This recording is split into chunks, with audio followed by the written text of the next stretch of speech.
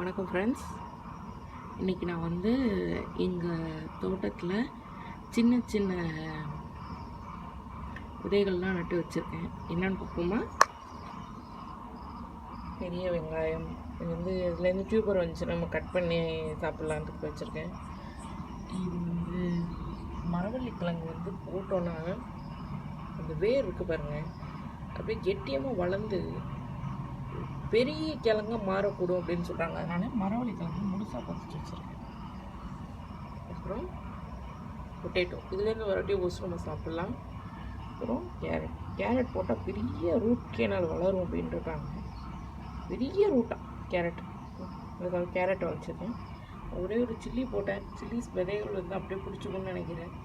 Chillies பிடிச்சிச்சுன்னா okay. அப்புறம் இஞ்சி பூண்டு போட்டிருக்கேன். இது டியூபருக்காக தான் போட்டிருக்கேன். அப்புறம் சின்ன வெங்காயத்தை அப்படியே போட்டுருக்கேன். இதுலேருந்து டியூபர் சொன்னால் சாப்பிட்றதுக்கு சொல்லலாம். நல்லா பாருங்கள், பெரிய வெங்காயம், மரவள்ளிக்கிழங்கு, பொட்டேட்டோ, கேரட், சில்லிஸ், இஞ்சி பூண்டு, சின்ன வெங்காயம், 1 2 3 4 5 6 7 திங்ஸ் வந்து நான் பறிச்சு வச்சுருக்கேன். இது வந்துச்சுன்னா எனக்கு கொஞ்சம் யூஸ்ஃபுல்லாக இருக்கும் டியூபர்ஸ் எல்லாம். தேங்க்யூ.